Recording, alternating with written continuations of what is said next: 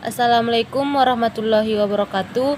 Perkenalkan, nama saya Fidayanti Rahab, NPM 20140156, Prodi PGSD kelas 2D semester 2. Di sini saya ingin menjelaskan tentang model-model pembelajaran IPS, yaitu secara khusus model diartikan sebagai kerangka konseptual yang digunakan sebagai pedoman dalam melakukan suatu kegiatan.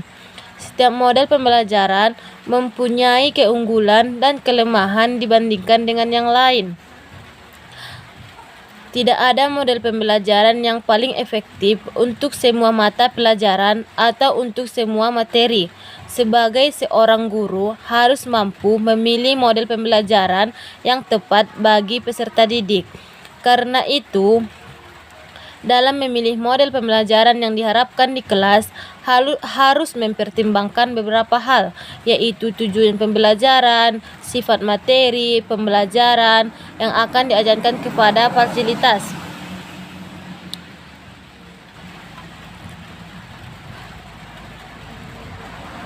yaitu tujuan pembelajaran, sifat materi pembelajaran yang akan diajarkan, karena ketersediaan fasilitas dan media, sumber-sumber belajar, kondisi peserta didik atau tingkat kemampuan peserta didik, dan alokasi waktu yang tersedia agar penggunaan model pembelajaran dapat diterapkan secara efektif dan menunjang keberhasilan peserta didik. Dapat diartikan suatu pendekatan yang digunakan dalam kegiatan pembelajaran sehingga proses belajar mengajar akan lebih menarik dan siswa belajar akan lebih antusias dan mampu mengubah persepsi siswa terhadap mata pelajaran IPS.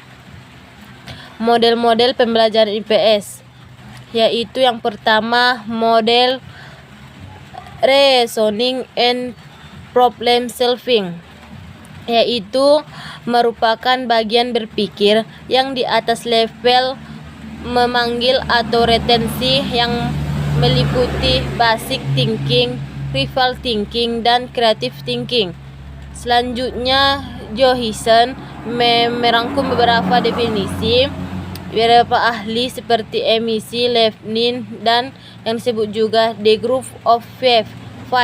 Ia menyimpulkan bahwa ada 3 persetujuan substansi dari kemampuan berpikir kritik. Pertama, berpikir kritik memerlukan sejumlah kemampuan kognitif. Kedua, model pasang and problem solving dapat mempelajari memiliki 5 langkah pembelajaran, yaitu 1.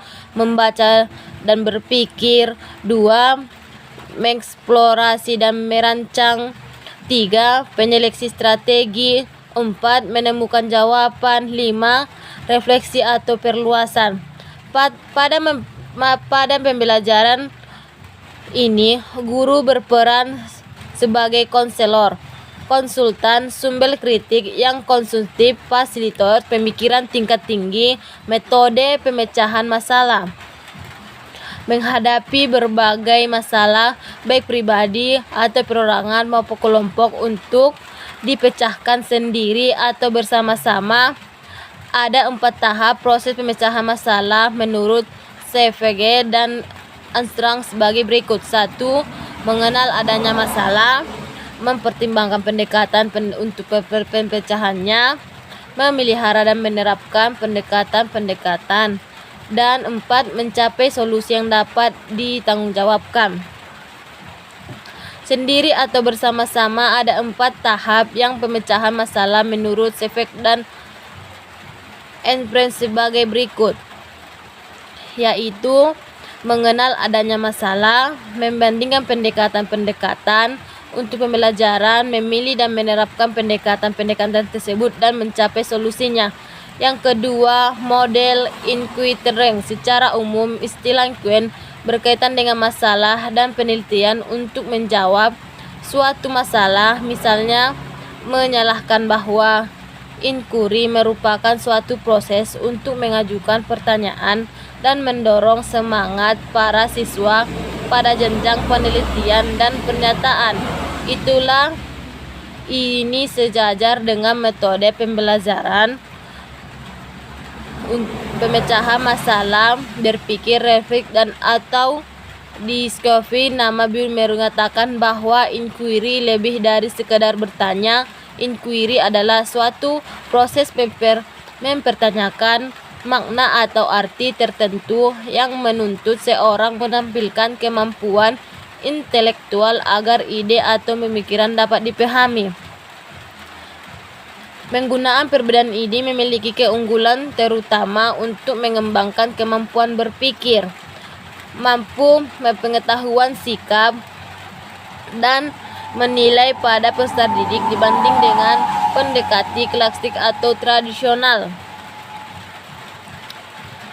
Yang dimaksud untuk mengatasi masalah kebosanan siswa dalam belajar di kelas, pendekatan ini cukup ampuh kepada proses pembelajaran, yaitu menghadapi masalah, menjelaskan proses penelitian, menemukan masalah, mengkaji dan mengeksperimentasi, mengorganisasikan dan proses penelitian untuk memperoleh proses yang efektif. Yang dimaksud menggunakan masalah kebosanan siswa dalam belajar di kelas, pendekatan ini cukup ampuh karena proses belajar lebih terpusat kepada siswa. Yang ketiga, model problem based instruction, yaitu adalah model pembelajaran yang berdasarkan paham konstruktif yang mengakomodasi ketertiban peserta didik dalam belajar dan pemecahan masalah otentik. Dan yang keempat, model problem based instruction adalah model pembelajaran yaitu sebagai berikut. Guru mendefinisikan, mempresentasikan masalah atau isu yang diberikan atau masalah bisa untuk satu unit pelajaran atau lebih, bisa untuk pertemuan 1, 2, atau 3. Pertemuan bisa berawal dari seleksi guru atau peserta didik. 4. Model pembelajaran perubahan konseptual, yaitu konsep-konsep merupakan dasar bagi proses mental yang lebih tinggi untuk memasukkan prinsip dan generasi. Oleh karena itu, untuk memecahkan masalah, seorang peserta didik harus mematuhi aturan-aturan antara yang selaras, dan aturan-aturan ini didasarkan pada konsep-konsep yang diperolehnya. Yang kelima,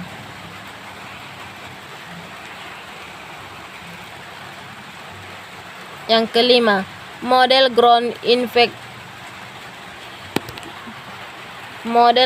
infection. Pemikiran review yang utama tentang pemikiran yang utama adalah peserta didik hendaknya aktif. Belajar hendaknya disadari motivasi intrinsik pengetahuan berkembang, tidak bersifat statis. Kegiatan belajar hendaknya sesuai dengan kebutuhan dan minat peserta didik. Yang keenam, metode